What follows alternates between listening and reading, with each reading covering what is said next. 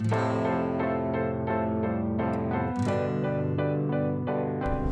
j'ai observé qu'ils s'étaient beaucoup posés dans leur métier, qu'ils savaient parler de ce qui fait le cœur de leur métier, et qu'ils savaient aussi articuler leur métier, qui lui avait donné de la cohérence, qu'ils avaient gagné en confort et même en plaisir au travail.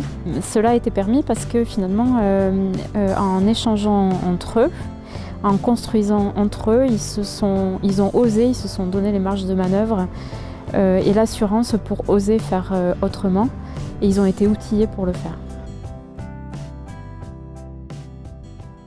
En tant qu'animateur d'échange, le fait d'accompagner ce groupe au fil du temps, ça a permis d'asseoir ce rôle finalement qui n'allait pas de soi au départ. Dans mes autres missions, ça m'a permis une compréhension en profondeur de finalement ce qui anime les conseillers. Et ça a joué dans l'interaction avec eux, dans la façon de travailler avec eux au quotidien, de préparer, d'organiser et de débriefer des situations de travail où finalement ça fait maintenant partie de notre culture commune d'envisager les situations de travail selon leurs différentes dimensions. Et ça nous apporte tous, je crois, dans la réalisation de notre métier et pour rendre nos actions efficaces. Alors un dispositif d'échange, de mon point de vue, pour qu'il fonctionne bien, il faut qu'il ait un cadre qui soit favorable, et notamment un temps et un espace dédiés, inscrits dans le temps, déconnectés du quotidien des conseillers qui y participent, et permis aussi par l'institution. L'autre condition de réussite d'un dispositif, c'est d'arriver à faire groupe, de constituer un véritable groupe avec les participants au dispositif.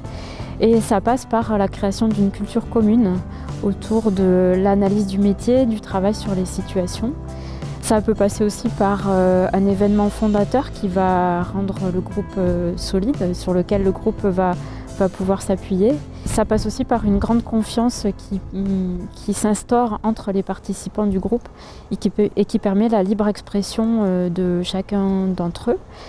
Et pour cela, il peut être nécessaire aussi qu'il n'y ait pas de relation hiérarchique entre les participants du groupe. À l'initiation du dispositif, il y a un moment d'attention sur finalement, pour que chacun comprenne ce qui est l'objet du dispositif d'échange. C'est ni une formation sur les techniques d'animation, ni un échange sur des techniques agronomiques. C'est autre chose, c'est véritablement comment collectivement on va travailler à la transformation de nos métiers, de nos situations de travail, ce qui implique aussi de se transformer soi-même.